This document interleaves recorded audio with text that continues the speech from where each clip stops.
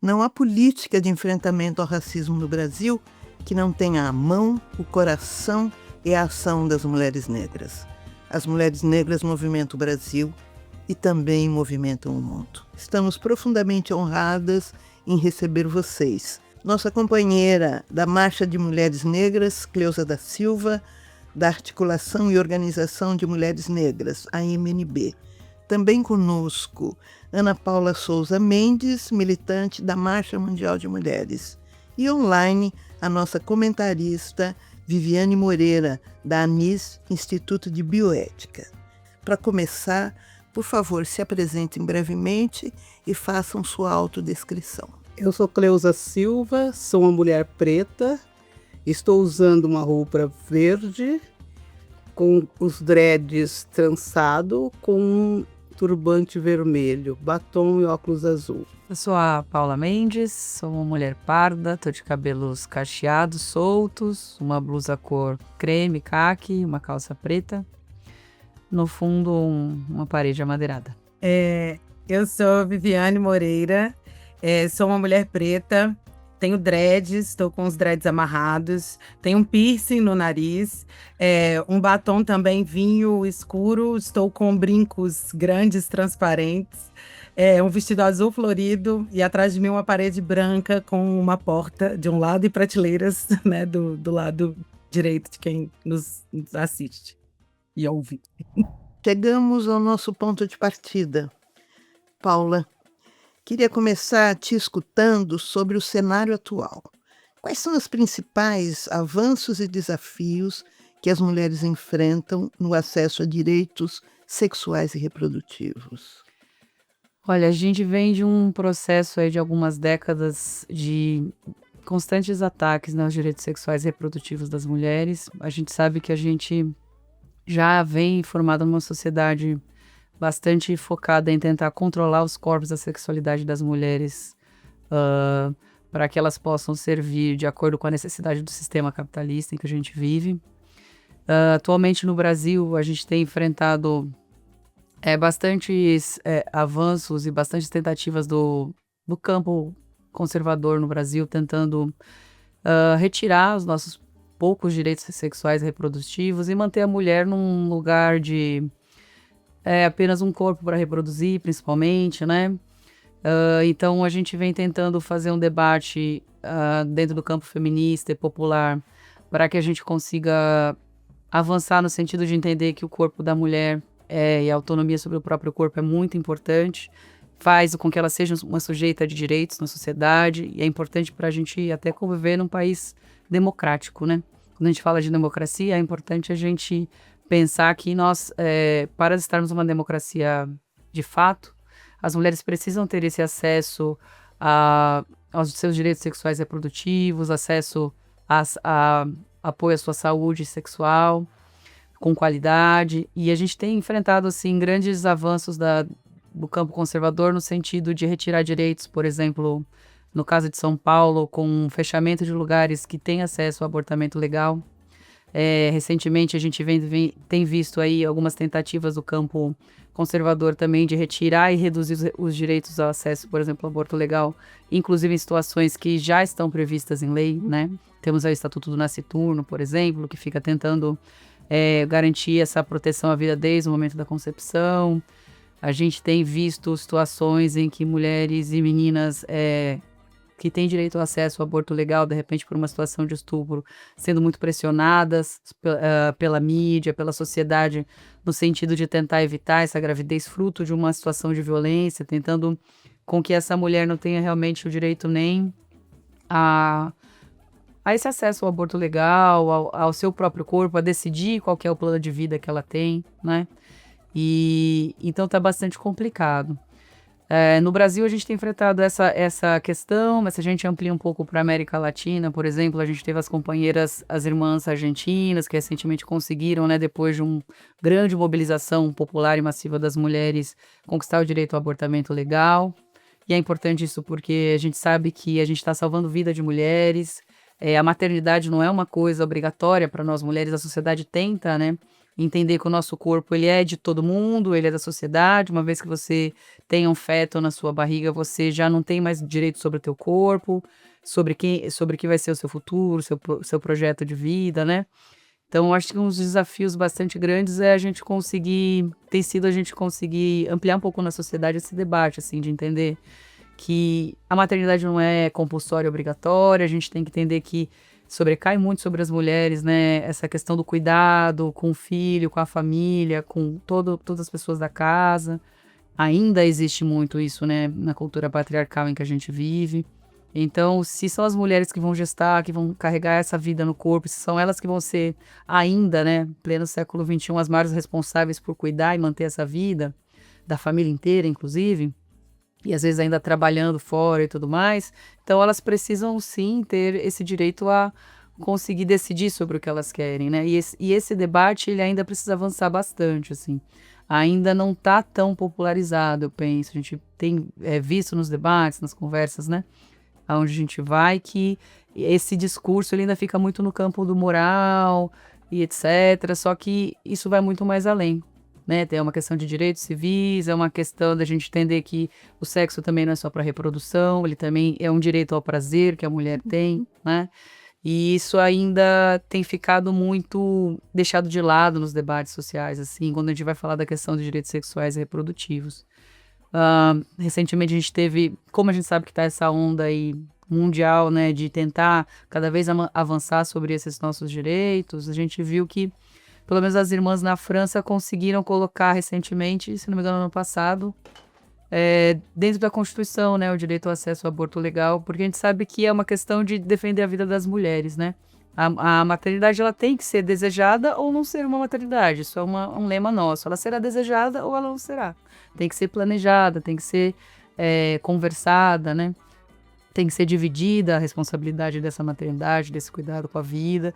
E isso também é uma coisa que ainda não está totalmente apaziguada, eu acho, na nossa sociedade, né? A maternidade e a responsabilidade sobre ela recai ainda muito sobre nós mulheres.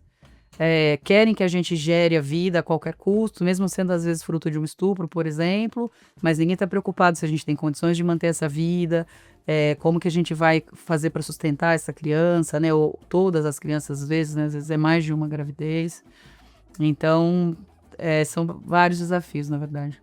E, Cleusa, pensando um pouco no que a Ana Paula nos trouxe, e pensando nas desigualdades raciais e de gênero que atravessam o Brasil, o que você destacaria como os principais desafios que as mulheres negras enfrentam no acesso pleno aos direitos sexuais e reprodutivos? Então, Lucinha, eu penso que do ponto de vista dos direitos sexuais e reprodutivos, e ouvindo a fala dela, eu acho que a nossa questão em particular das mulheres negras carece de um aprofundamento, tanto do ponto de vista do modelo de gestão, né, da política de saúde da mulher e com relação a esse cuidado com a saúde sexual e reprodutiva, como do ponto de vista mesmo da nossa corporeidade dentro da sociedade brasileira.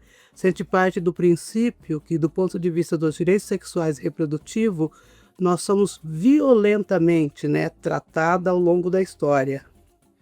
Nós não podemos esquecer do nosso passivo, que todo mundo nega e joga embaixo do tapete, né? O pessoal quer falar do colorismo, quer falar da miscigenação, mas nega a história de violência sexual que sofremos durante o trabalho escravo, a quantidade de estupro existente, né?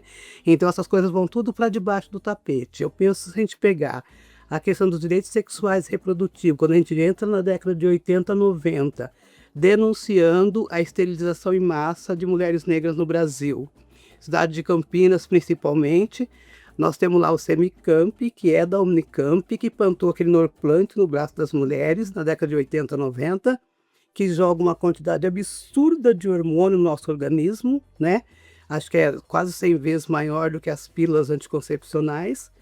E que quando nós denunciamos, eles abandonaram a pesquisa e o projeto e as mulheres estão com essa porcaria no seu organismo até hoje. Então, acho que a gente tem um passado extremamente violento, muito precarizado, esse processo também de sexualização do corpo da mulher negra, tudo isso incide quando se debate a questão dos direitos sexuais e direito reprodutivo. Eu penso, se a gente não discutir esse passivo com profundidade, nós avançaremos muito pouco nesse sentido. Mesmo porque o modelo também de gestão, né, é um modelo muito eurocêntrico, né, que não respeita inclusive nossos saberes, nossos conhecimentos. Então você acaba sendo lesionada desde a questão do acesso, que é muito mais dificultoso. Eu estava hoje de manhã no CRAS da minha cidade, em Campinas, numa roda de conversa com as mulheres, né? E quando eu cheguei na unidade, tinha uma mãe negra, grávida, que deve estar por volta de uns 5 meses, e ela conversando comigo, dizendo que ela não fez ainda nenhum atendimento médico, porque ela tem 2 filhas, ela fez cirurgia, né, para não ter mais filho. A cirurgia acho que não funcionou, a menina está com 4 anos, ela está grávida novamente. O centro de saúde disse que ela não está grávida, que ela está gorda, que ela é barriguda, mas não fizeram nenhum exame. Como é que a pessoa fica 5 meses procurando uma unidade de saúde, dizendo o que está acontecendo com ela, e esse pessoal não fez um único diagnóstico para ver se de fato ela está grávida mesmo, se é mioma, o que é. Então, se pensar direitos sexuais e reprodutivos para nós mulheres negras, existe uma lacuna, uma imensidão, um mar, né? Porque dificilmente são poucas as mulheres pretas, gestantes, que conseguem fazer no mínimo 7 consultas de pré-natal. A maioria, se chegar a fazer 5, é muita coisa. Então, a gente tem esse passivo para ser resolvido, para poder fundar essa discussão, e nós temos que rever modelo, porque esse modelo de gestão não contempla a nossa realidade, sem falar da violência obstétrica, outras questões que permeiam tudo o que passa na perspectiva de pensar o direito sexual, o direito reprodutivo. Então, eu penso que nós entramos na década de 90 fazendo essas denúncias, e a gente consegue, na verdade, as duras penas do ponto de vista de política pública, garantir direito, ampliar, inclusive, a pasta, né, que trabalha a questão da saúde da mulher dentro do SUS. A gente avança com a questão da saúde da população negra, apontando que as mulheres negras, de fato, têm uma incidência de miomas, todo o cuidado para tratar dessa questão. Então, a gente passa da década de 90 para 2000, conquistando alguns avanços, mesmo que muitas vezes não tenha impactado diretamente nas nossas vidas, nós conquistamos. Uhum. E a gente entra agora numa rede de destruição, né, que é um esvaziamento da política pública constante, o sucateamento de todos os serviços, essa coisa da terceirização, da privatização, tudo isso recai sobre nós e pesa sobre nossos direitos sexuais e reprodutivos. Onde você tem uma sociedade, por exemplo, onde pensa o nosso corpo só para reprodução, né? Não nos vê como um ser humano, que é um processo bastante desumanizante, tem que se aprofundar muito, porque está num retrocesso medonho a nível mundial, né? Que é só no Brasil essa onda conservadora é mundial, e o nosso corpo é o corpo metralha, é o corpo que eles querem, na verdade, total destruição. Né? Então, essa construção do ódio com relação às mulheres, da misoginia, todas essas questões permeiam a nossa saúde sexual e reprodutiva.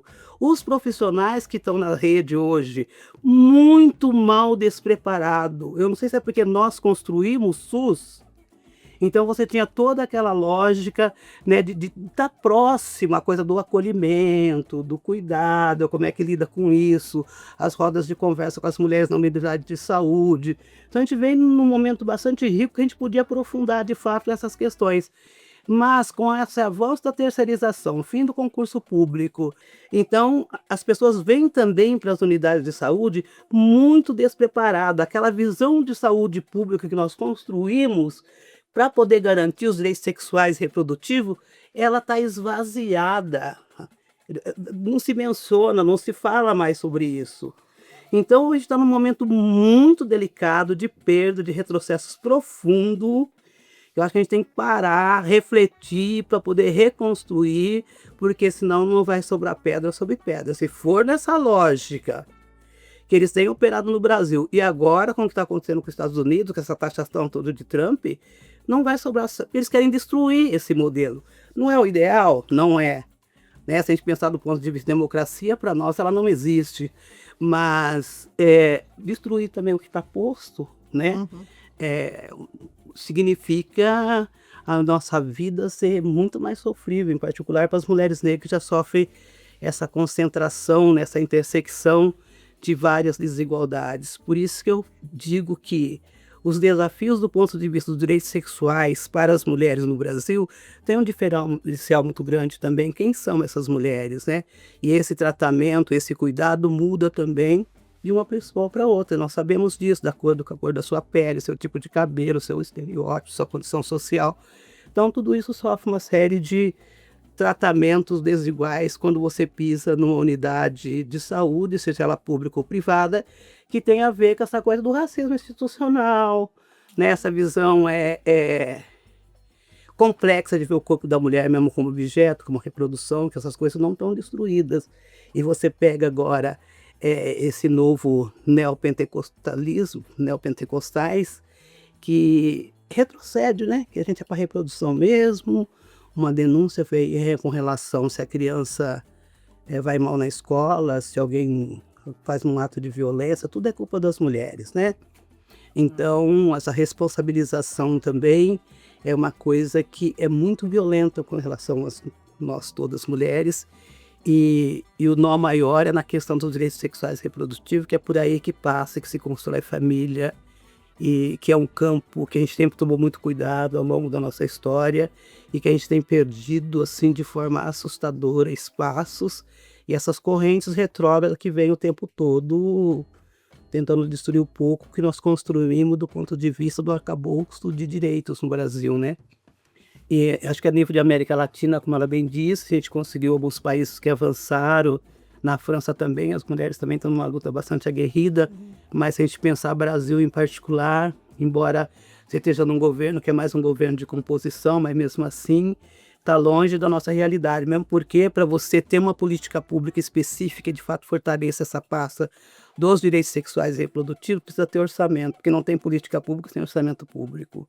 Então, à medida que corta, né, que o nosso governo adora essa política que eu penso que não tem muita diferença, tem uma política de austeridade, não mudou muito, e isso nos prejudica imensamente, em particular do ponto de vista dos direitos sexuais e reprodutivos. Por isso que eu digo que a gente tem um grande desafio, porque os profissionais que estão na ponta hoje são outros, a visão de mundo é outra, a postura no atendimento é outro, então eu me preocupo imensamente com essa questão. Eu penso que a gente tem que trabalhar muito essa coisa de conscientizar e formando novas pessoas para mudar um pouco essa mentalidade, essa coisa desse culto do individualismo, para a gente poder melhorar um pouco do ponto de vista dos direitos sexuais, da defesa deles e os direitos reprodutivos. Acho que é bem isso. Viviane, o que você gostaria de contribuir nessa discussão, né? Que aporte você pode trazer para a gente? Ana Paula e Cleusa trazem aspectos que são importantíssimos para a gente pensar mesmo sobre os direitos sexuais e reprodutivos, né? Como a Ana Paula disse, toda essa construção da distância de mulheres sobre a decisão sobre o seu corpo é uma construção patriarcal que a gente vive ao longo dos anos, né? Ao longo dos séculos. E que aí, quando nós mulheres pensamos, né, na necessidade de autonomia dos nossos corpos, da necessidade de que nós possamos planejar as nossas famílias, da necessidade de que nós, como a Ana Paula disse, não temos que sucumbir a um determinismo biológico, de que por sermos mulheres, por termos útero, né, necessariamente temos que ter filhos e necessariamente temos que voltar a nossa vida para isso, né? Então, como Cleusa disse, nós mulheres negras estamos há muitos séculos, né, há décadas, passando uma série de consequências danosas e violadoras por conta da utilização do nosso corpo, da utilização da nossa vida a serviço dos outros, né? A serviço de uma lógica de mercado, a serviço de um capital, tanto que pensar os direitos sexuais e reprodutivos como uma justiça reprodutiva é algo em que as mulheres negras e o pensamento feminista negro tem um pioneirismo, né, de pensar a justiça reprodutiva como algo central, um aspecto central para alcance da justiça social, que é o que a gente discute muito na Anis, né? Os problemas relacionados aos direitos sexuais e reprodutivos, eles são vários, como elas já disseram. Então, quando a gente pensa que o aborto é uma experiência muito comum, vivenciada pelas mulheres em todo o mundo, e no Brasil não é diferente, porque, de acordo com a Pesquisa Nacional do Aborto que nós fizemos na Anis, 1 a cada 7 mulheres já realizou um procedimento de aborto na sua vida, então a gente vê que isso é algo que acontece. E quando a gente pensa que o aborto tem uma ocorrência alta na sociedade brasileira, na Latinoamérica, no mundo como um todo, e pensando na realidade brasileira, nós temos legislações extremamente proibicionistas e inclusive punitivistas, tanto com as mulheres que praticam o aborto, quanto com profissionais de saúde que também fazem esse procedimento dentro dos permissivos legais, a gente percebe que a gente tem um grande problema de saúde pública no Brasil. Um grande problema que ele passa tanto pela falta de autonomia das mulheres sobre os seus corpos e sobre o destino das suas vidas, quanto da criminalização das mulheres, quando ainda utilizando dos 3 permissivos legais que a gente tem para a realização de aborto, elas também sofrem as suas consequências. E aí, alguns aspectos eu vejo que são importantes para a gente pensar aqui, né? Porque estamos aqui, inclusive, falando de nós, mulheres negras. Eu disse que o aborto é uma experiência muito comum na vida das mulheres e, sobretudo, na vida das mulheres negras. Nós temos uma pesquisa feita na Anis, que nós já realizamos a Pesquisa Nacional do Aborto em 3 edições, em 2016, 2019 e 2021. Em todas as pesquisas, o número de mulheres negras que já passou por um procedimento de aborto é maior do que o número de mulheres brancas. Quando a gente junta esses 3 anos e faz uma análise desses 3 anos, identifica-se que uma mulher negra tem 46% a mais de chance de realizar um procedimento de aborto do que uma mulher branca. E como Cleusa estava dizendo, nós, mulheres negras, temos um acesso muito precarizado à saúde, muito precarizado. Então, ela mesma estava citando sobre o pré-natal. As mulheres negras, elas têm um acesso mais precarizado ao pré-natal. Muitas são, inclusive, desestimuladas a permanecer, a fazer o pré-natal, por conta da falta de preparação, inclusive, dos médicos, como a Cleusa estava dizendo, dos profissionais de saúde como um todo. E ainda temos uma situação que é muito complexa também no Brasil, que o Brasil é um dos países líderes de casamento infantil. Então, quando a gente fala, inclusive, da questão da gestação, a gente está dizendo de crianças e adolescentes que estão gestando, né? Crianças e adolescentes que estão sendo colocadas numa condição de mãe, sendo que, de acordo com pesquisas da Organização Mundial de Saúde, uma criança, né? Uma adolescente e criança até os 14 anos tem uma situação muito arriscada de prosseguir com uma gestação, né? E nós temos no Brasil uma média de 20 mil crianças e adolescentes que engravidam por ano. E 70% dessas 20 mil crianças e adolescentes que engravidam são meninas negras. Então, nós, mulheres e meninas negras, estamos no cerne das maiores dificuldades com relação à vivência dos nossos direitos sexuais e reprodutivos. E por isso que a gente precisa dessa centralidade, né? Se estamos nos índices maiores de vulnerabilidade e de acesso à saúde, nós precisamos de também estar no centro dessas respostas, né? Porque, de fato, a gente passa por uma situação que assola muito a nossa realidade. E, como a Ana Paula disse, ainda temos um agravante, porque a discussão sobre os direitos sexuais e reprodutivos, ela sempre foi muito prejudicada por uma moralidade que a gente tem na sociedade, né? Por um aspecto muito conservador. E temos, ao longo dos anos, um aumento do conservadorismo com o avanço da extrema-direita. E aí, esse avanço da extrema-direita, como Cleusa bem disse, tem também afetado tanto as legislações que não são cumpridas, quanto a perda inclusive de acessos a serviços de saúde com profissionais capacitados para estarem ali atendendo a população. Então, o processo do aborto, mesmo ocorrendo dentro dos permissivos legais, ele traz muitos desafios, porque temos serviços que estão sendo fechados, como a Ana Paula disse, temos a precariedade de atendimento, como a Cleusa disse, e temos a perseguição de mulheres e meninas que precisam de passar por um procedimento de aborto, porque estão nos permissivos legais, são desestimuladas a fazerem os abortos e, inclusive, também perseguição de profissionais de saúde que estão desenvolvendo o seu trabalho, né, de toda forma ética e dentro do que é permitido para a lei, também sendo perseguidos. Então, isso faz com que a gente tenha um cenário muito, muito difícil mesmo, né, e muito complexo. Por isso que é tão importante que a gente converse sobre esses fatos aqui. Não é fácil não, minha gente.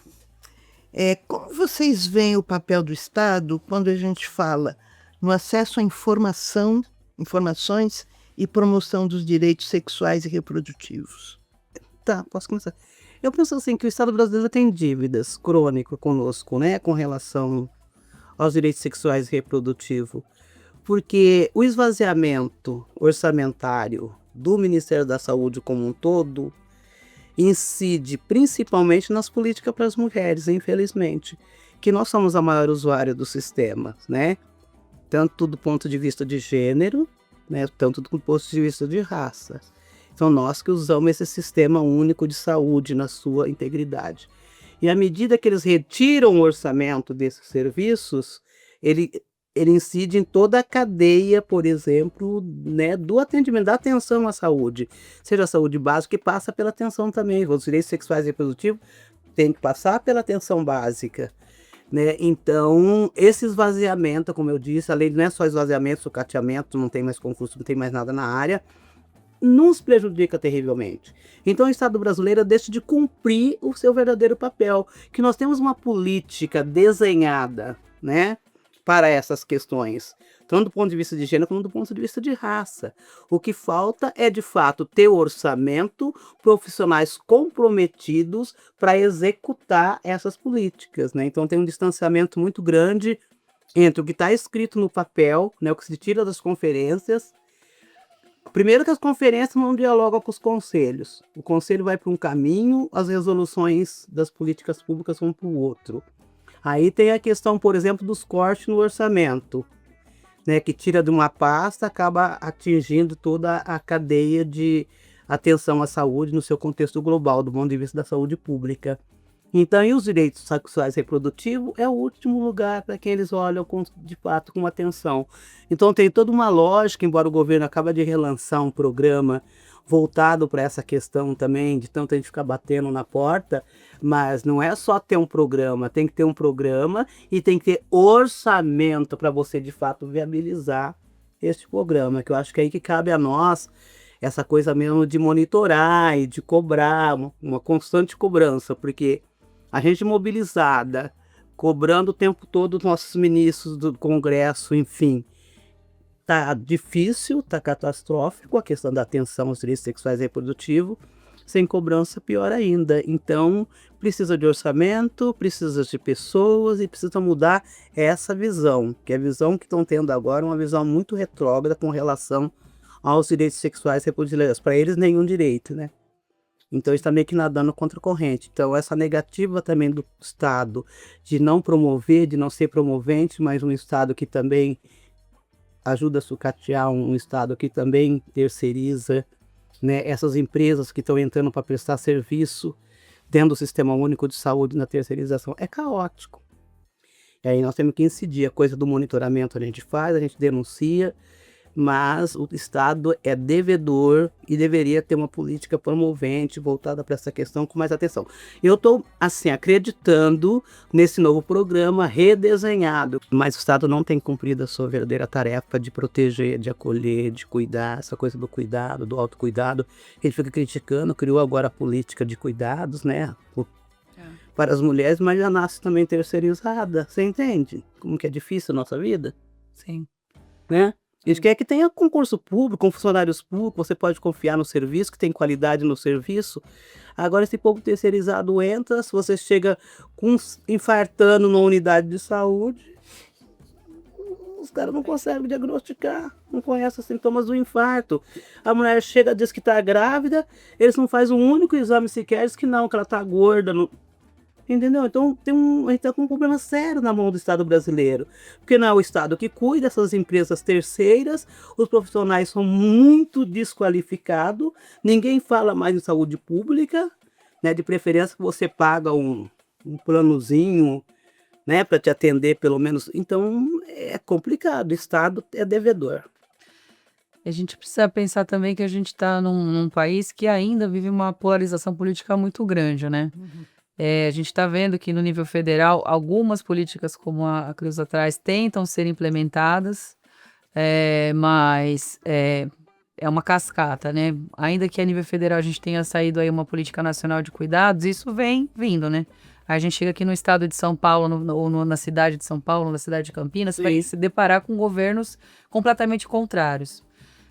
A gente teve recentemente, por exemplo, o Ministério da Saúde, acho que ano passado, se eu não me engano, 2024, tentou simplesmente retornar uma coisa que está em lei, né? Que é retornando a questão do direito ao aborto, por exemplo. Que na lei não estabelece que se, por exemplo, for um caso de estupro, não está estabelecido aí um tempo, a partir de até quantas semanas uma menina, por exemplo, foi vítima de um estupro, pode ter direito a isso, né, ao seu aborto legal. Por exemplo, um caso assim extremo, vou pegar. E durante o governo Bolsonaro isso foi trazido, um limite aí de até 22 semanas. Então, o que o Ministério da Saúde fez simplesmente foi falar assim, olha, tá aqui na lei, a nossa Constituição já diz que não está estabelecido qual que é o limite. É direito legal? É vítima de estupro? Tem que se cumprir. Mas a pressão política da ala conservadora foi tão grande que até o que está em lei o governo recuou. Então a gente está também num governo assim muito rendido, sabe? Precisa ter um pouco mais de firmeza nas posturas e nas posições.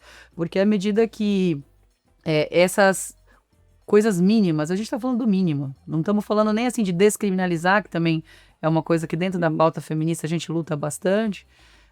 O mínimo, né?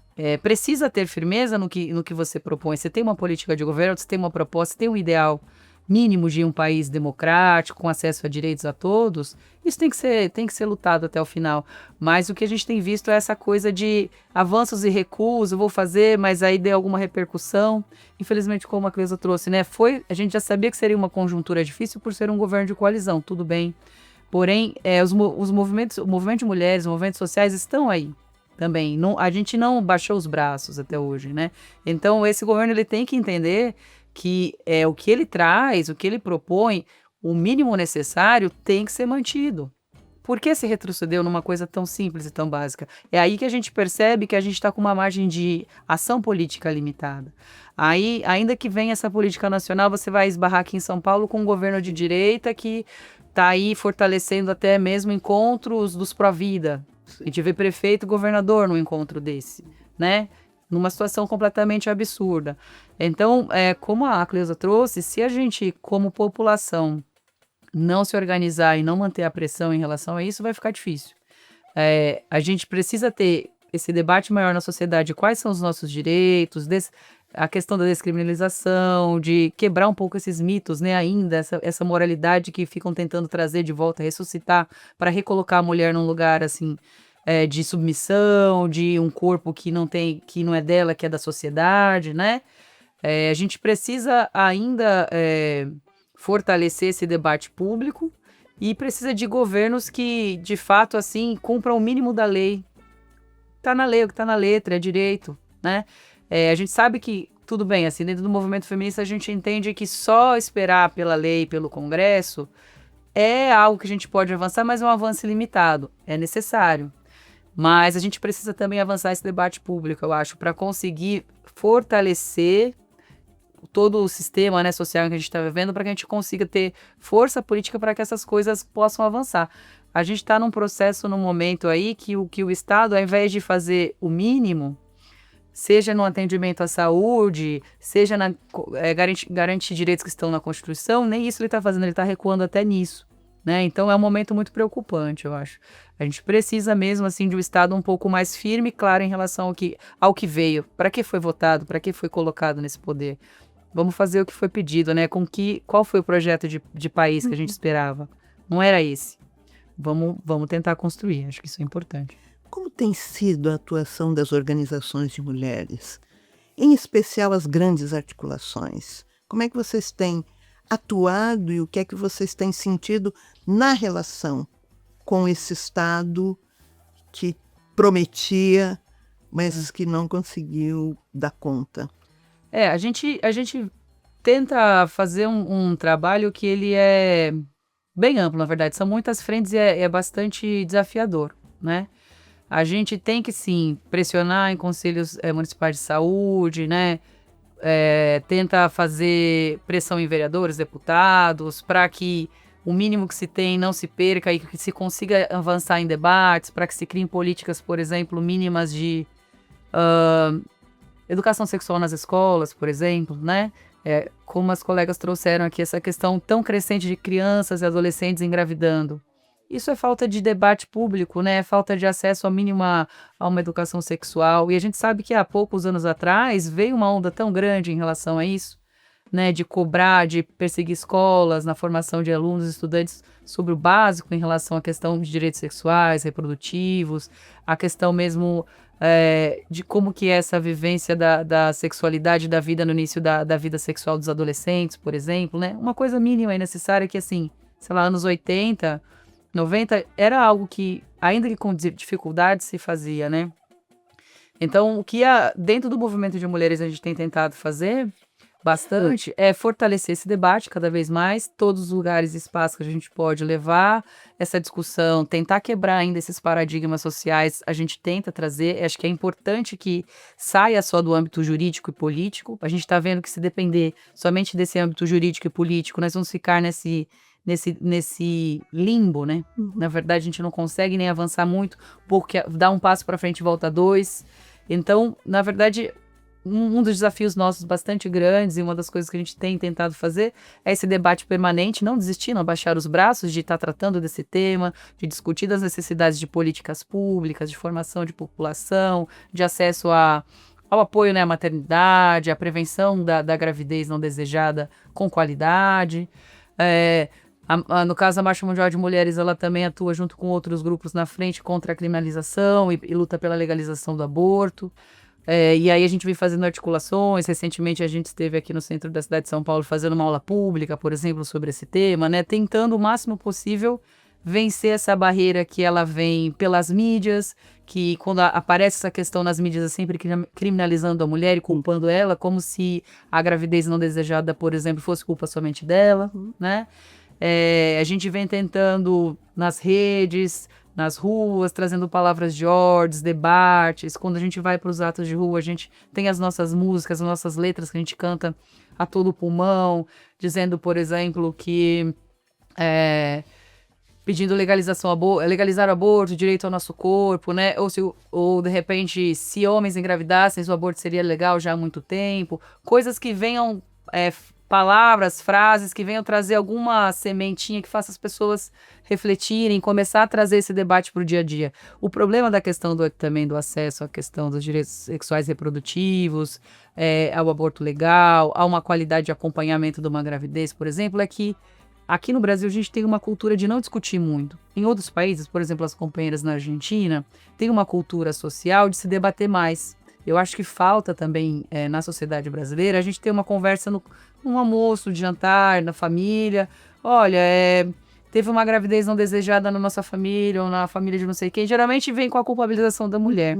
Mas eu acho que a gente tem que avançar esse debate. Isso tem que ser uma coisa que tem que estar na mesa, no dia a dia, mas sem esse lugar moralista, sem essa responsabilização só da mulher.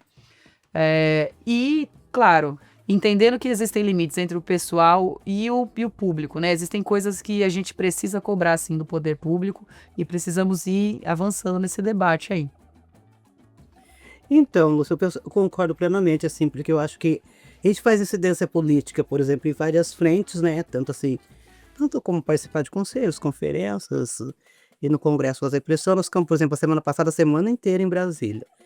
E aí, que eu acho que é um diferencial, que é assim, pelo menos esse governo tem recebido, é um governo que recebe. Isso não significa que tudo aquilo que eu colocar na mesa e na pasta vai ser executado de fato, né?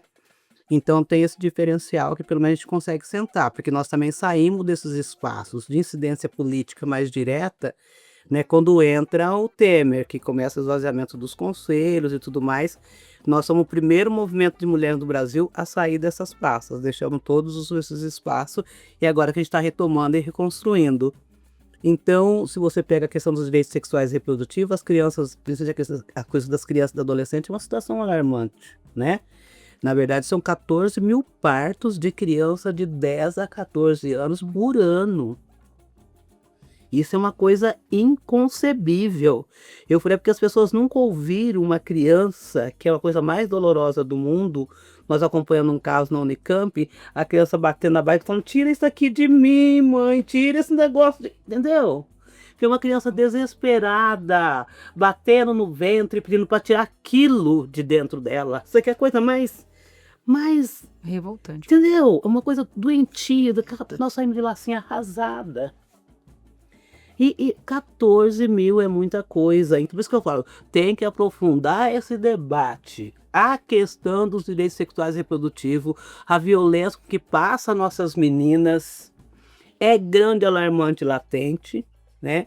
Então tem um papel sério do ponto de vista da educação. Tem isso que eu falo para você, que é o peso do cristianismo, né, judaico-católico brasileiro, que a coisa da culpa, de tudo é dito custo do corpo da mulher, é para isso que você nasceu, né? Porque se não fosse a mulher, o mundo seria melhor, que ela que forçou Adão a comer a maçã, né? Não. Aí tem todas essas histórias, né? A gente veio de uma costela, então você tem que buscar a história também, que ela nos manipula. Tem a força do patriarcado e tem um monte de mitos, né, descabido que colocaram ao longo da história nas nossas cabeças, que estão latentes dentro das pessoas ainda. E, né, que esse redesenho do ponto de vista religioso no Brasil, isso piorou muito. Né, piorou de uma forma assustadora. E as meninas continuam sendo violentadas dentro das suas casas. E casa não é um espaço seguro para os direitos sexuais e reprodutivos. A gente não tem segurança nem dentro das nossas casas, nós não temos segurança quando circulamos no nosso bairro, nós não temos segurança em lugar nenhum do mundo. Parece que as nossas vidas estão sempre em xeque, sempre em risco, né?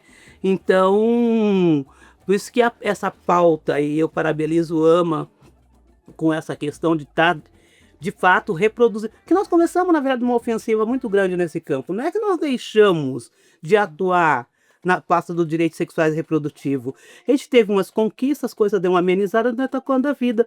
Mas agora houve um retrocesso milenar que é necessário que a gente, né, retome isso com um potencial necessário que possibilite algum tipo de transformação, que pode vir no viés da educação, seja da educação popular, da própria educação formal, mas o que a gente fica rodando contra os moinhos, né? Porque essa coisa conservadora e doentia que passa pela saúde pública hoje também está na educação, também estão em outras áreas, né? Então você tem muita dificuldade agora na escola em lidar com essas temáticas, porque aí é aluno que grava, que quer denunciar, o pai que vai lá e fura o pneu do carro do professor, é o pai que entra, arranca cartazes de tudo quanto é lugar.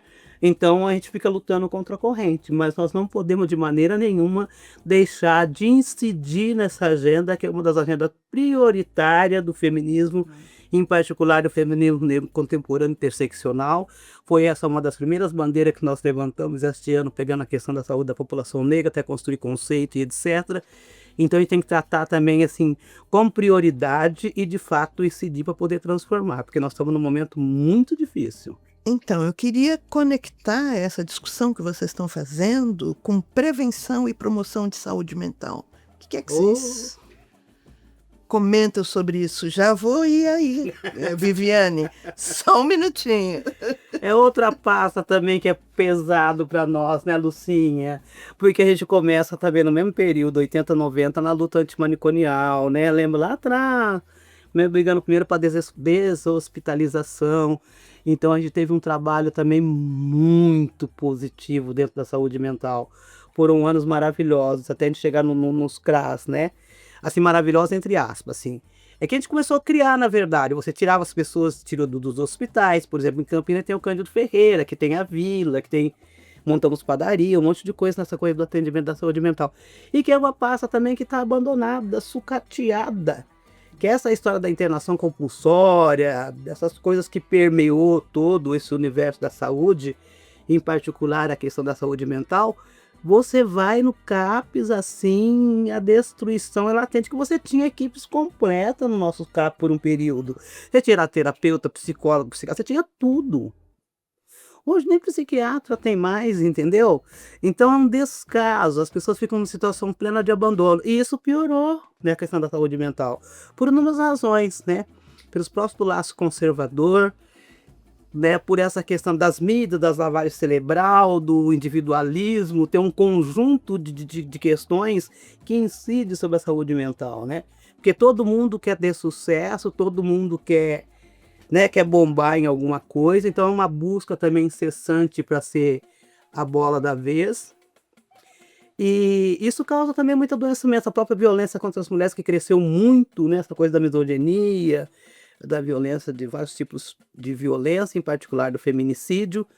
E o incentivo, né? Eu achei até engraçado. Outro dia eu entrei no Uber, aí eu entrei no Uber, o cara olhou e falou assim, eu conheço você. E eu falei, você não conhece? Ah, eu já disse, você não é do movimento de mulher? Sou. Ah, então, você viu como é que tá, né? Eu não entendo o que você falar pra mim.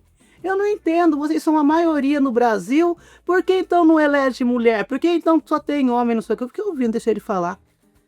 Que ele fez uma defesa sobre as mulheres. Aí depois que ele terminou de falar, eu falei assim, olha, companheiro, eu fico muito contente, viu? Queria te dar parabéns, que é uma das poucas famílias, e você é um dos poucos homens que eu vejo valorizar tanto o papel da mulher. Que bom, né, que você, sua família, sua mulher, suas filhas, todo mundo, pensem assim, votem em mulheres e tal. Aí ele...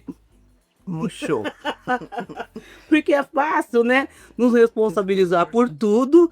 Ah, vocês são do movimento de mulheres, por que não tem mulheres na política? Eu falei, pô, buraco mais embaixo, né? Se fosse tão simples assim, né? Mas não é assim. Então, remar contra a maré, mas não podemos desistir nunca.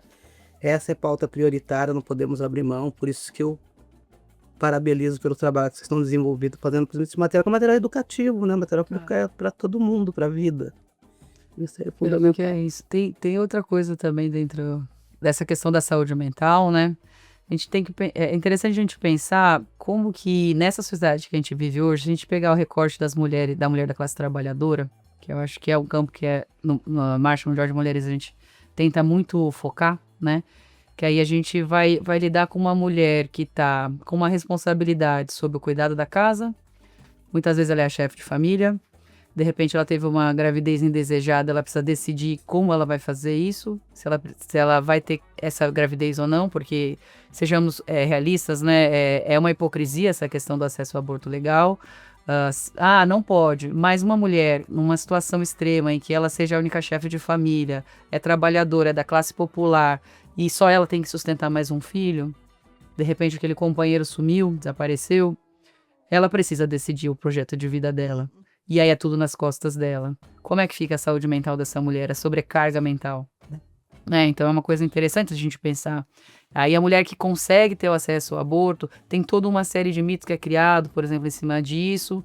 E se ela der sorte, né, porque também tem um recorte aí que ele é de classe e de raça, a gente sabe que se você for uma mulher com um certo nível econômico, você vai conseguir ter um acesso, por exemplo, a um aborto legal e seguro, ilegal, mas seguro, né? E não vai morrer. Mas se você for uma mulher da classe trabalhadora, uma mulher negra, uma mulher da periferia, a gente já não sabe, né? Já tá difícil até mesmo para mulheres da classe popular conseguir ter acesso a um aborto legal dentro de tudo que cabe à lei. Estão sendo perseguidas. Às vezes, a gente viu recentemente casos na mídia de crianças e jovens que tinham direito ao acesso ao aborto, por exemplo, e foram perseguidas e massacradas publicamente. Imagina qual que é a pressão sobre a saúde mental dessa mulher, né? A saúde mental da mulher hoje, em relação a essa questão da sustentação da vida, eu acho que ela está bastante num limite, vamos dizer assim. Porque o custo de vida está cada dia mais caro, há muito tempo. É a classe trabalhadora que tem que, às vezes, fazer 2, 3, 4 empregos para conseguir sustentar. E ainda por cima, infelizmente, a gente ainda não conseguiu apaziguar na sociedade a ideia de que o trabalho de cuidados de uma casa, de uma família, ele é de todo mundo que vive ali dentro, né? Então, como essa sobrecarga mental sobre a gente, ela é muito grande. Se você vai falar de uma mulher, por exemplo, como esse caso, que ela tá num processo de gravidez e quer fazer um acompanhamento de saúde e não consegue, tá preocupada com aquilo, ela precisa decidir um monte de coisas sobre a vida dela. Né? Não é o Estado, não é o pastor, não é ninguém que vai vir ali ajudar ela a sustentar essa criança. Não é ninguém que vai passar noite de insônia cuidando de uma criança doente, por exemplo, né? Nessa hora, na hora de sustentar essa vida, essas pessoas não estão, né? E assim, a gente precisa entender que a nossa saúde mental, ela tem que ser preservada também. São políticas públicas, sim, a gente sabe que estão sendo um processo aí de destruição, de cada vez maior sucateamento, né? Que causa essa dificuldade para a gente acessar um mínimo de apoio. E a gente acaba contando às vezes com nós mesmas, né? Na verdade, nesses momentos assim de extrema dificuldade, em que a gente se vê sobrecarregada, a gente precisa lembrar de trabalhar e de pensar em rede, em coletivos, em grupos de mulheres, no apoio entre nós, porque senão fica muito, muito, muito mais difícil para a gente, né? Ter saúde mental hoje em dia, diante de uma sociedade que te cobra muito, que exige que você seja perfeita, que ainda tem esse ideal de que a mulher tem que estar disponível emocionalmente para todo mundo da família e por ela por último. Quantas mulheres nem sabem mais o que é ter um momento de lazer? Na sociedade a gente não tem esse tempo. Pode sair e perguntar a qualquer mulher, quando foi a última vez que você teve uma meia hora, um dia que você saiu para encontrar com 2, 3 amigas? Uma mulher que tenha filhos, que trabalhe, a gente não tem, né? A gente está aí dentro do movimento de mulheres lutando pela redução da escala de trabalho do 6x1. Isso é o básico, gente, para que a gente consiga ter, se é uma família nuclear heterossexual, heteropatriarcal, que tem o pai e a mãe em casa e os dois cuidem da casa e do filho, né? Que os dois possam descansar. Se é uma mulher que é uma família monoparental, que está essa mulher sozinha, que ela tenha um tempo de respiro também. Né? A gente precisa, que para essa saúde mental da mulher estar minimamente equilibrada, a gente precisa de uma rede de apoio social. Ela precisa ter uma creche, um lugar que cuide daquele filho dela para que ela possa trabalhar tranquila, para que ela possa chegar em casa, saber que o filho, de repente, está num lugar de cuidado. A gente precisa de uma política de governo que não mate nossos jovens, né? São muitas as precariedades, né? Disso que vocês estão falando. Então, o acesso à saúde mental é quase nulo. Fica muito difícil. Viviane, o que você pode aportar para a gente nesse debate todo? Tem muitas coisas muito interessantes. Eu queria pontuar algumas coisas, porque estou em coro com vocês, assim, né? Tá muito interessante a conversa. No momento anterior, né, quando vocês estavam falando um pouco sobre essa responsabilidade do Estado, eu queria fazer coro a tanto que a Ana Paula e Cleusa disseram que a gente precisa de um Estado que, numa primeira medida, seja um Estado que entenda que não tem que controlar os nossos corpos, assim, protegê-los e construir estruturas para que nós, povo preto e principalmente nós, né, mulheres negras, possamos de fato ser livres, né, e autônomas, que é algo que historicamente a gente não consegue e a gente está aqui batalhando por isso, né? A Cleusa falou um aspecto que eu vejo que ele é central para a discussão dos direitos sexuais e reprodutivos, que é o acesso aos direitos sexuais e reprodutivos na atenção primária à saúde. É imprescindível que isso seja aprimorado, porque a gente precisa de ter os direitos sexuais e reprodutivos garantidos em todas as instâncias e na atenção básica também. A gente não pode pensar nos direitos sexuais e reprodutivos num acesso restrito ou num acesso num outro nível de saúde, né? Então a gente precisa de discutir sobre isso, sobre o acesso à contracepção para mulheres e meninas, sobre atendimentos de profissionais de saúde que insiram as pautas dos direitos sexuais e reprodutivos no cuidado em saúde, nas unidades básicas de saúde. Isso é super importante. E também na construção de possibilidades que as mulheres acessem informações, e inclusive possibilidades de procedimentos como o aborto dentro dos permissivos legais, também nas unidades básicas de saúde. A gente precisa de cada vez mais avançar no enfrentamento dessa lógica hospitalocêntrica, né? Porque as mulheres vão para os hospitais, a gente sabe o tanto de violências que nossos corpos sofrem dentro de unidades hospitalares. Inclusive, a Cleusa também falou de erros médicos, de mortalidade materna, que é muito grande o número de mortalidade materna. O Brasil, em 2021, bateu o recorde de mortalidade materna, né? Isso nos envergonha muito. E é um índice que tem diminuído de uma forma muito devagar. A gente precisa de avançar nesse sentido. E a mortalidade materna, ela acontece nada mais do que a falta de assistência adequada à mulher, né?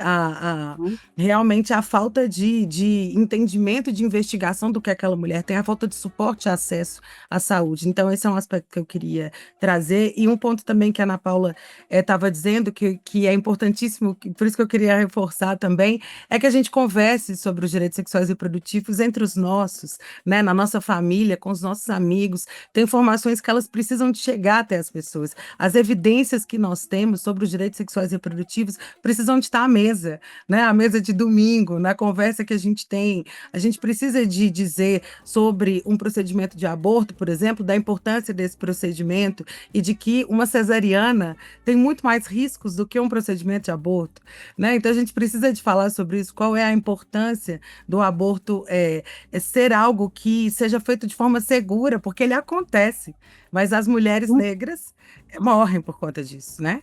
E mulheres brancas da classe média que também fazem, elas pagam por isso e não sofrem as mesmas consequências. Então, esse é um aspecto que eu vejo também que é muito importante. E com relação à saúde mental, é muito interessante quando a gente pensa quanto que a gente tem, nós, povo negro, de precariedades de acessos que prejudicam a nossa saúde mental. O quanto que resgatar a nossa saúde mental e ter a nossa saúde mental preservada para que a gente consiga seguir é algo extremamente difícil, né? E aí o que eu penso relacionado aos direitos sexuais e reprodutivos, tantas pressões que a gente sofre, tantos controles que os nossos corpos sofrem, o quanto que isso prejudica a nossa saúde mental, né? E a Ana Paula estava dizendo sobre isso.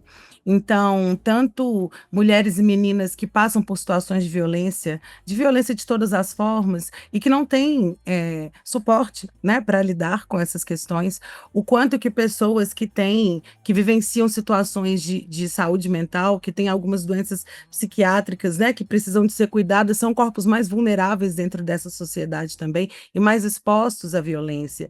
Então, a gente precisa de avançar nesses aspectos, também com relação aos direitos sexuais e reprodutivos, e de entender que os nossos corpos precisam de respeito e de preservação de autonomia, e que a gente precisa de ter também todo um aparato garantido pelo Estado que preserve a nossa saúde mental, tanto para que a gente possa ter ações preventivas, né, quanto também para o cuidado nas violências em que nós somos submetidas. E, por fim, dizendo desse cuidado e dessa construção, que vocês também estavam falando um pouco sobre como que os movimentos sociais, o ecossistema feminista, né, tem atuado, e eu vejo que é importante também fazer coro, tanto ao que a Ana Paula e Cleusa disseram, que os ataques que a gente vem sofrendo, eles vêm de vários lados, né? Então a gente também vai atuando, como a Ana Paula disse, de várias formas.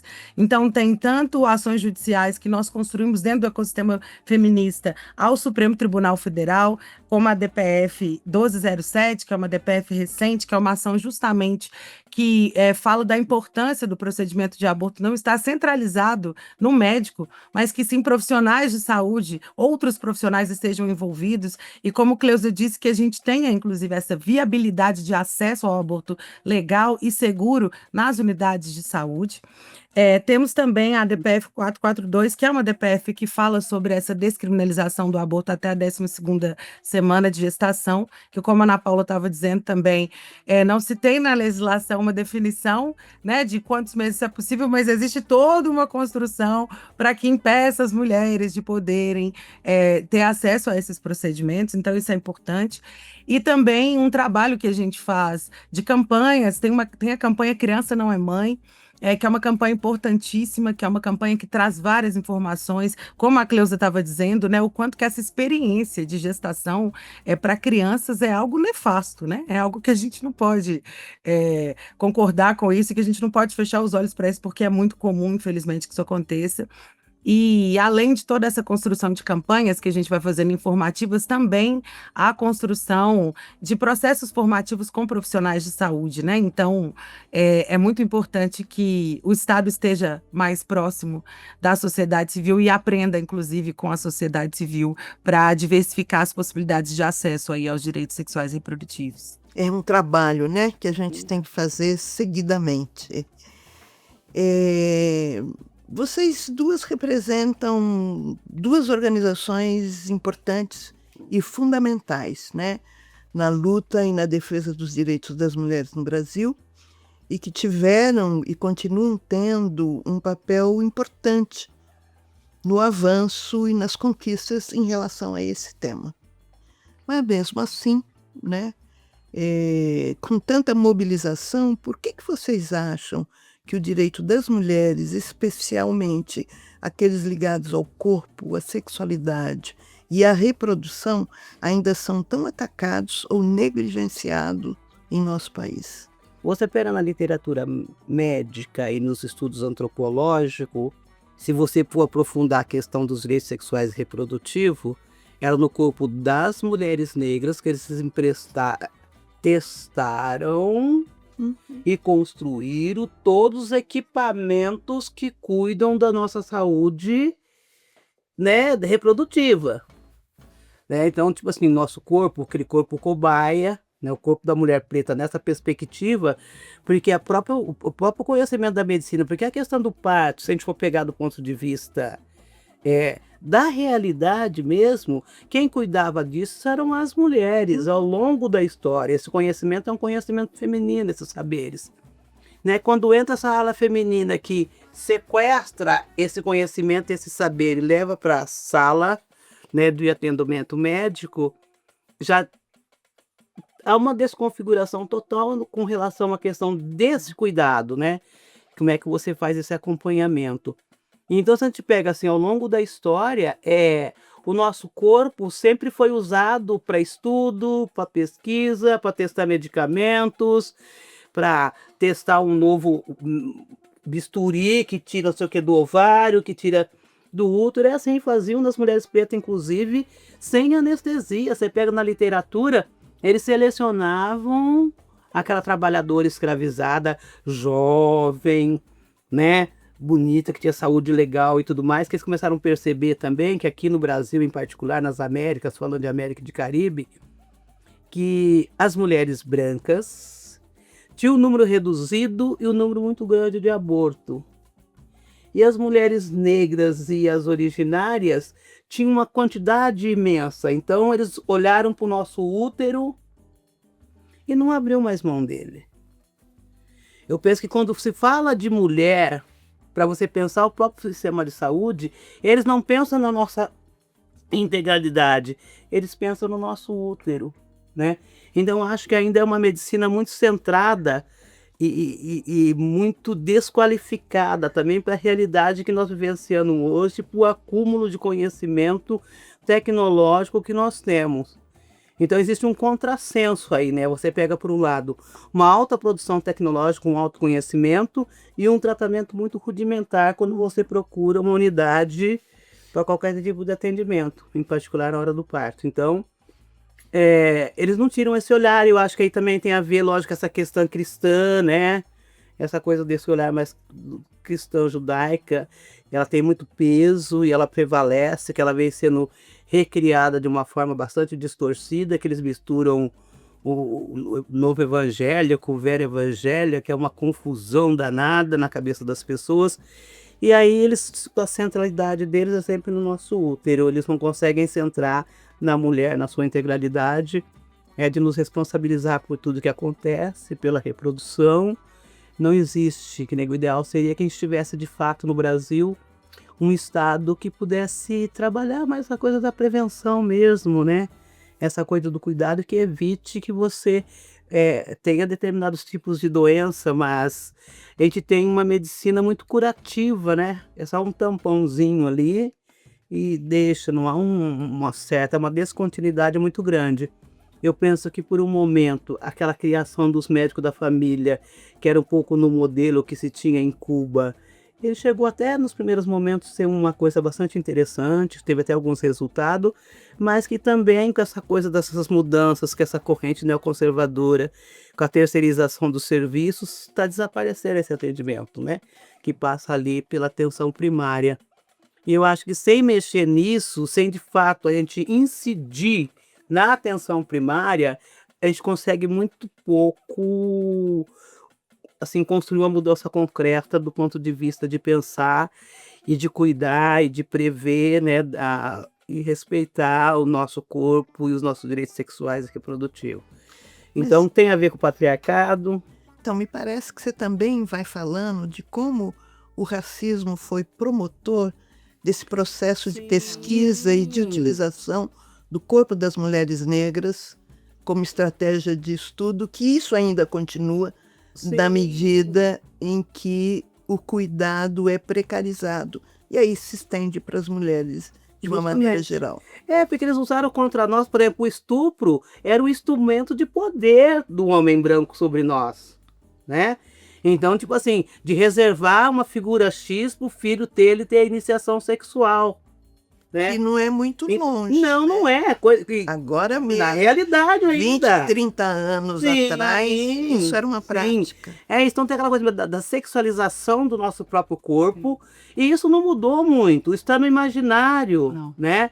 E se você pega todo essa constituição do quadro médico, essa coisa centrada na figura do médico, que é uma coisa horrorosa, doentia, né? É esse tratamento. Eles não conseguem nos ver de uma outra forma. Agora eles começaram a querer que vai para a estética também, mas não é uma coisa para prevenir. Eles querem que a gente fique com o peitinho, não sei até quando, né? Que nem um limãozinho, né?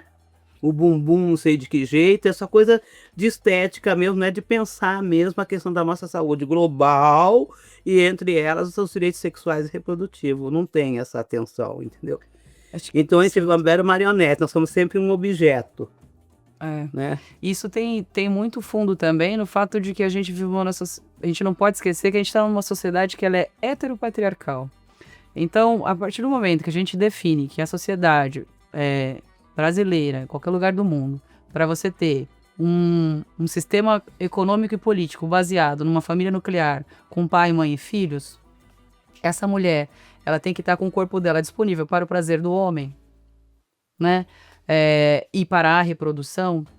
Isso é uma ideia tão antiga e que ainda persiste na cultura brasileira.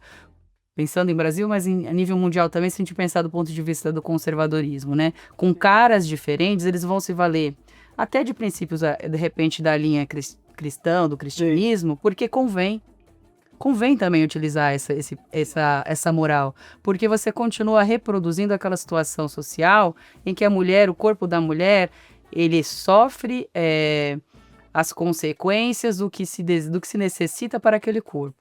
Seu corpo, você é uma mulher negra, você é uma mulher periférica, você está sem condições de se sustentar, dá aqui o seu corpo para mim, vem vender teu corpo para mim, eu vou usar e abusar. Porque numa sociedade heteropatriarcal, o corpo da mulher está voltado para o desejo masculino.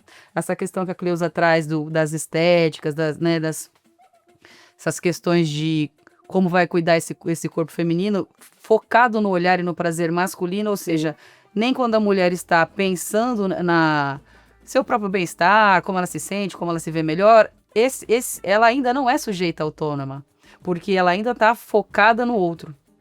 Né? A gente ainda tem muito isso.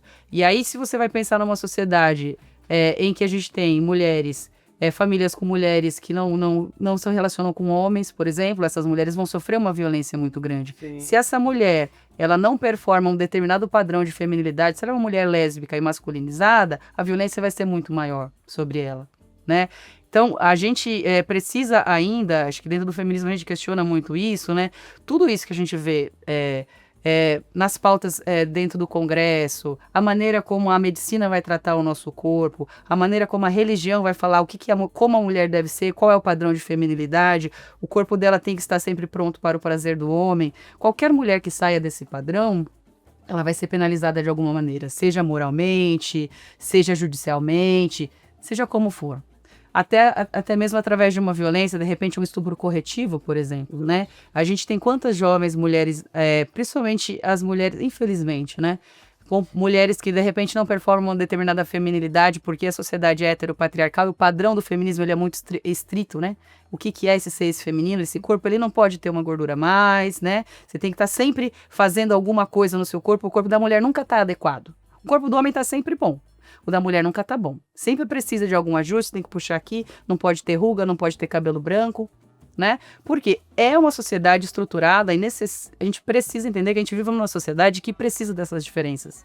Porque enquanto houver diferenças, eu posso gerar diferença econômica. Eu posso separar o trabalho feminino como um trabalho doméstico que não precisa ser remunerado, por exemplo, porque é por amor, né? É natural da mulher, ela nasceu para isso, deixa ela lá o dia inteiro lavando, passando, cozinhando, 24 horas. Não para. E reproduzindo. A sociedade precisa disso, porque enquanto tem uma mulher ali cuidando dos filhos, da casa, das pessoas que estão de repente com problema de saúde, porque o sistema não cobriu, não tem uma casa para o idoso, por exemplo, então aquela mulher tem que trabalhar, de repente meio período, se dividir um tempo para cuidar daquela pessoa idosa, uma pessoa acamada.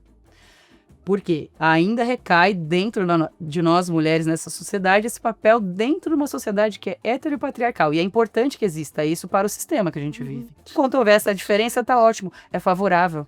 Aí a religião ajuda, qualquer padrão moral que venha dentro disso vai ajudar para a gente manter essas diferenças. Se a gente quer viver num país democrático, se a gente quer lutar por igualdade como nós lutamos dentro do movimento de mulheres, são todas essas bases que a gente tem que sempre denunciar.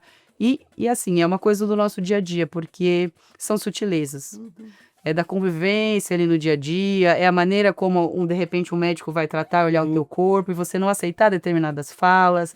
É você entender que você pode ter o seu corpo de acordo com o seu desejo, como você se gosta, como você prefere ser.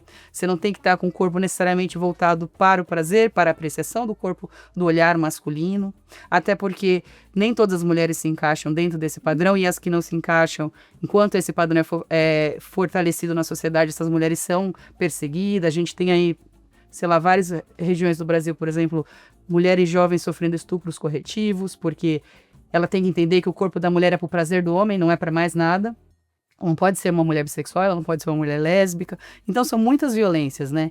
E é interessante para o sistema que a gente vive que haja essas diferenças. Por isso que a gente tem que debater todas essas moralidades, todos esses padrões de família nuclear, entender que o corpo da mulher é dela, não importa se ela é uma mulher branca, negra, é nosso.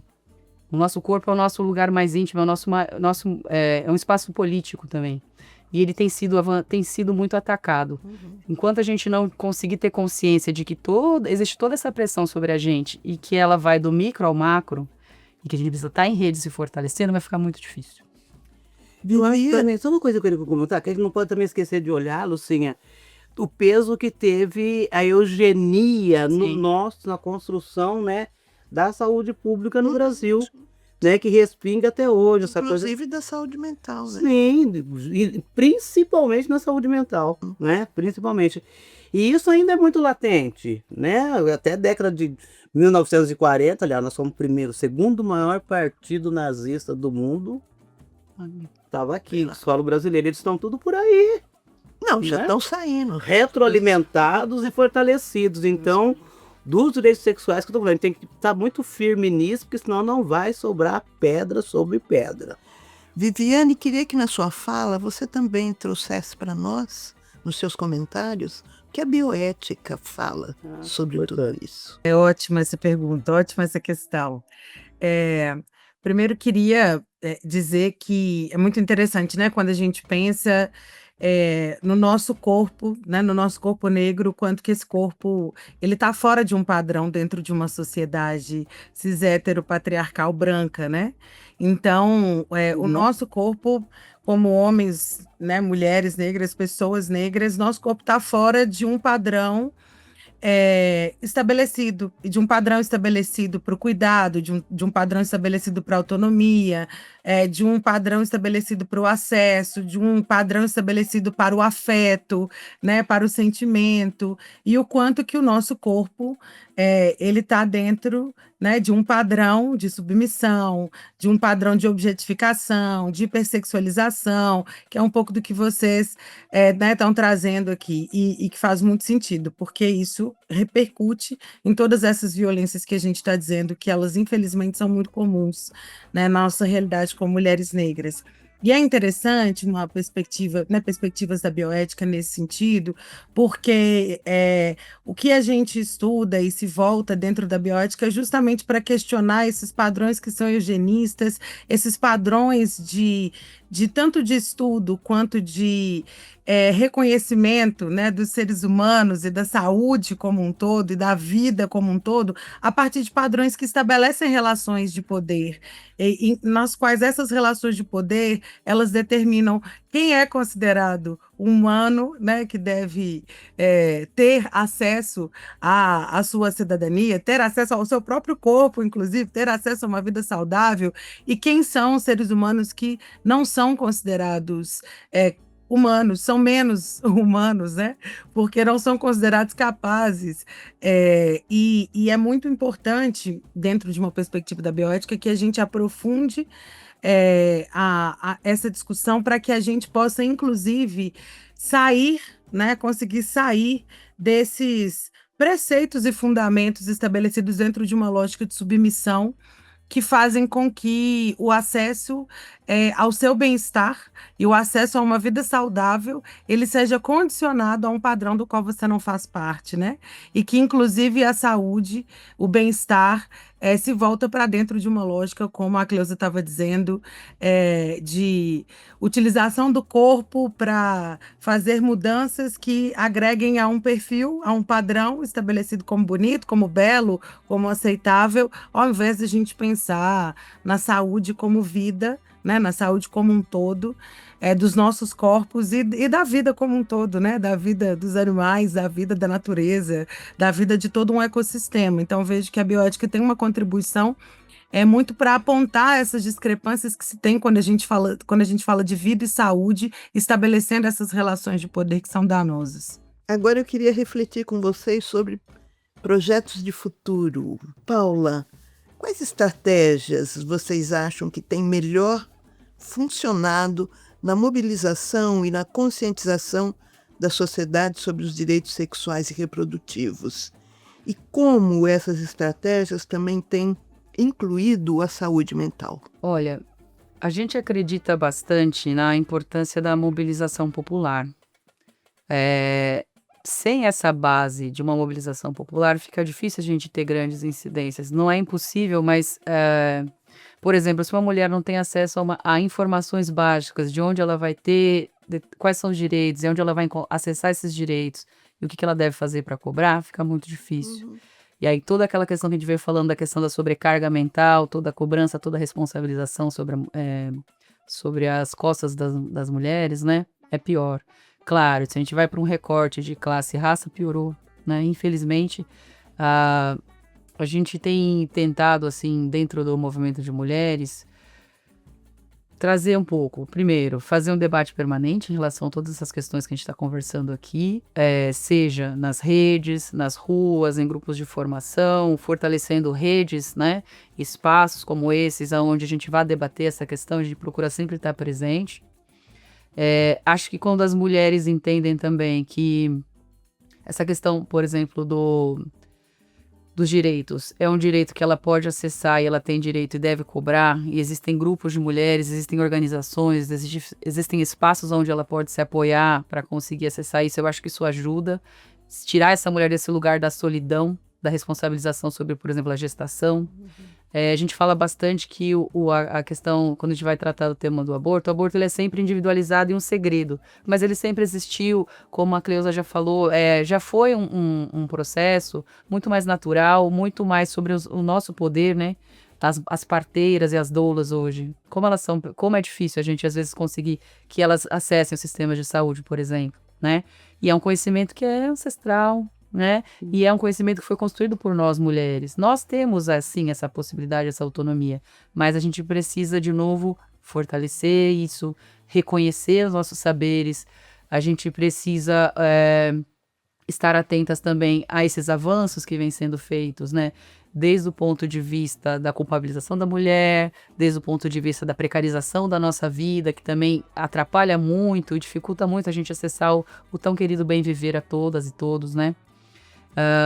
Então, acho que é por aí, assim, acho que a questão da saúde mental, ela vai melhorando e vai fortalecendo à medida que a gente entende quais são os nossos direitos, e isso tem que ser divulgado cada vez mais. Então, a gente tenta fazer isso através de formações, através de debates, através da nossa presença com cartazes, com o diálogo com as mulheres na rua. fortalecendo redes onde essas ações estejam presentes, né? E tentando incidir o máximo possível em todas as frentes, seja meios jurídicos, políticos, levantamento de dados, levantamento de estudos também, né, sobre os dados que a gente vem coletando e tentando compreender como é que está, atualizar a nossa compreensão de como estão essas questões em relação à vida das mulheres e continuar avançando aí no debate social, na pressão política, para que a gente consiga realmente alcançar uma situação em que a mulher tenha possibilidade de ser um sujeito pleno de direitos, com qualidade de vida como todos, né? Porque a gente ainda vive uma sociedade bastante desigual, sobretudo para nós mulheres negras. Obrigada. Cleusa, trazendo isso para o contexto da Marcha das Mulheres Negras de 2025. Quais têm sido as principais reivindicações das mulheres negras quando falamos de direitos sexuais, reprodutivo e de saúde mental? Pensando o futuro. Sim.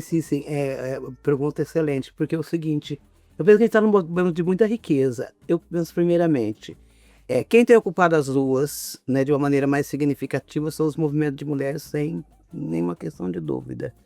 Eu acho que essa respectiva marcha, seja ela da Margarida, a quinta que vai ter das mulheres indígenas, nossa, que é a segunda nacional em 25 de novembro, elas são muito significativas. E como essa questão dos direitos sexuais e também da saúde mental é coisa que tem nos atravessado no nosso cotidiano, né?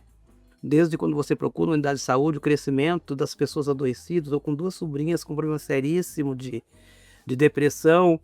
Então são coisas que estão nas nossas famílias, que estão no nosso entorno, e a gente tem que lidar com isso. E nesse processo nosso de organizativo, de mobilização da marcha, está sendo um momento muito rico também, porque a gente pauta a questão da reparação histórica e a questão do bem viver, que são 2 temas que te possibilita avançar em todos esses campos, né, de debate.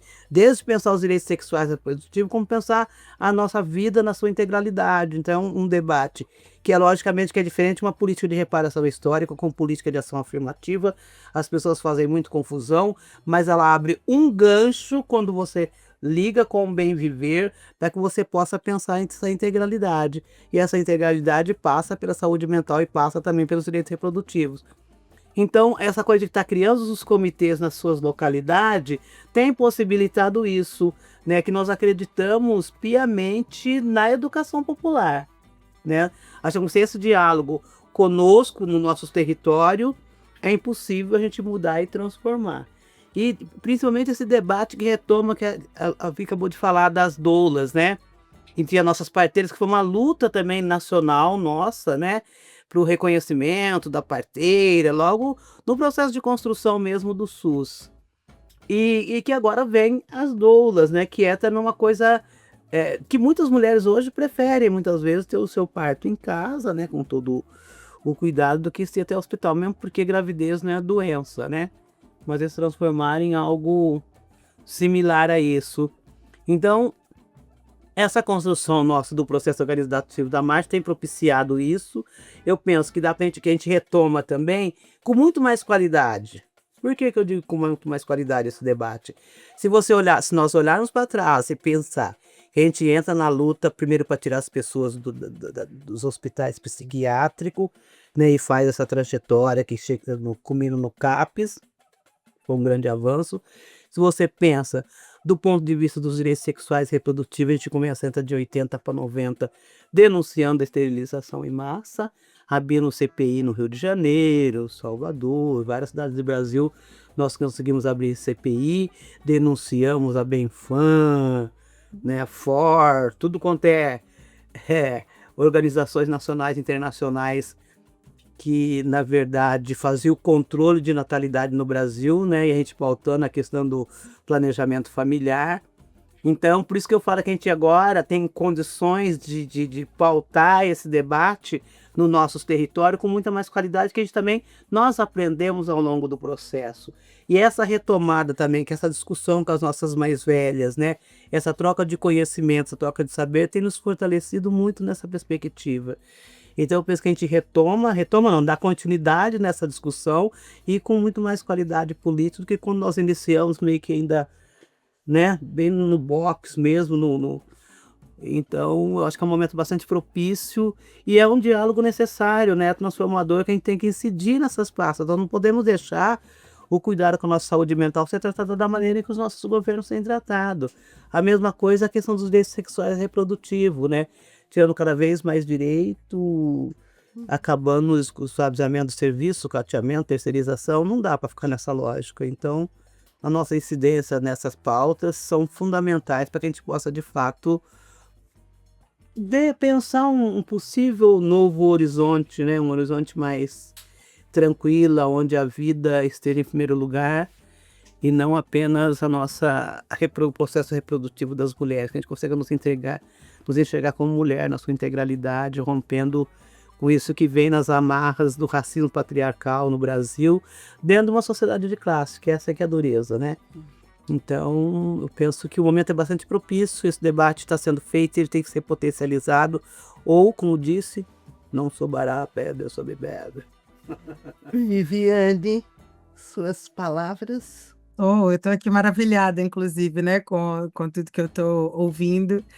E o que eu penso é que a gente precisa de continuar andando juntas, né? A gente precisa de continuar andando e construindo coletivamente. É muito importante que esse ecossistema que a gente constrói de mulheres e de mulheres negras, ele esteja junto, porque de fato é o que nós temos de mais potente mesmo, né? Porque o conhecimento sobre as nossas questões, nós é que temos propriedade sobre eles, né? Nós é que sabemos muito bem as questões e as complexidades das questões, e por isso nós que temos que estar centralizadas, inclusive nas ações, para que a gente possa mudar toda essa realidade. Então, o que eu vejo que, como perspectiva de futuro, que é importante é que a gente continue andando junto, tanto nas ações da sociedade civil, quanto também em outros espaços de poder, né? A sociedade civil é um espaço de poder importante e que a gente precisa de também ter pessoas como nós aqui, né, estudiosas, pesquisadoras, ativistas, na gestão pública, no sistema de justiça, no sistema de defesa. A gente precisa muito, né, de fazer com que nós estejamos nesses lugares também, porque, de fato, o nosso protagonismo ele é necessário para a transformação dessas mazelas que nos acometem, né? E penso que a gente está num caminho possível. Vejo que a gente tem conseguido, né, historicamente, problematizar várias questões. Os desafios são muito grandes, mas nós não temos sucumbido a eles. Então, por mais que a gente tenha um cenário muito árduo, temos também muito conhecimento e propriedade sobre as nossas questões, tanto as dificuldades quanto também as estratégias, né? Então, eu espero que a gente continue seguindo juntas mesmo. Seguimos construindo pontes, passo a passo. Obrigada mais uma vez por caminhar com a gente.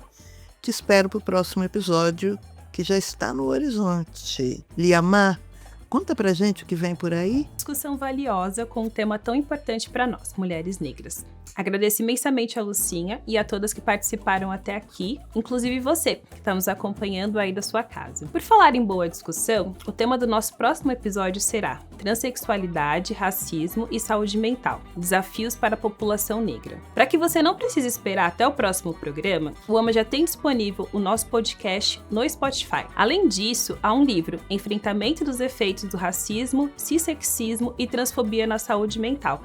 Ele está prontinho para download nas nossas plataformas. E também nós temos um bate-papo com o Neon Cunha aqui no nosso canal do YouTube. Eu sou Liamar, coordenadora executiva do AMA, e este programa é o Pontos para o Futuro. Ele é resultado de um trabalho coletivo da nossa organização. Nosso objetivo é continuar conectando organizações, pessoas e, claro, vocês que estão por aí. Bom, vamos juntos, de mãos dadas, construir pontos para o futuro.